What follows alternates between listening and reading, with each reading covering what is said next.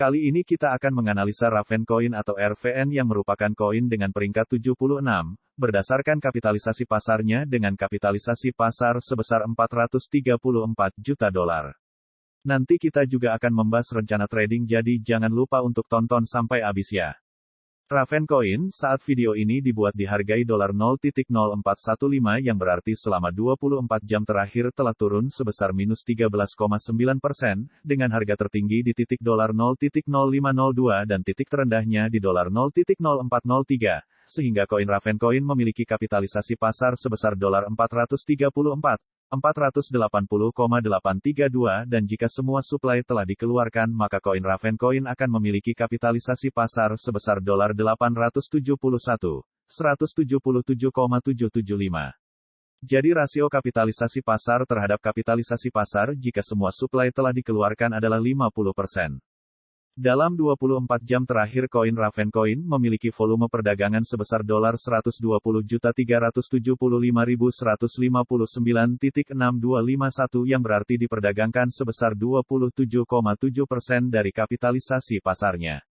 Sekarang kita akan meninjau dari suplinya. Saat ini koin Ravencoin yang beredar adalah 10,473, 290,000 dengan total suplai sebesar 10,473, 290,000.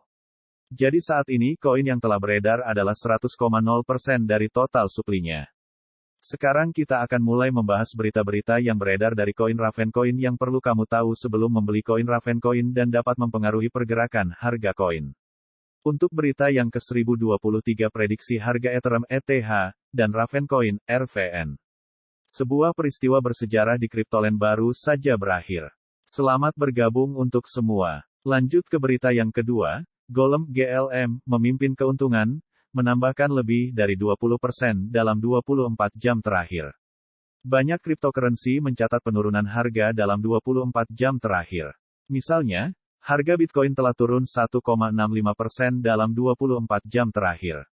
Meskipun kenaikan 7 hari menunjukkan 3,23%, level saat ini tidak menggembirakan. Ethereum memiliki.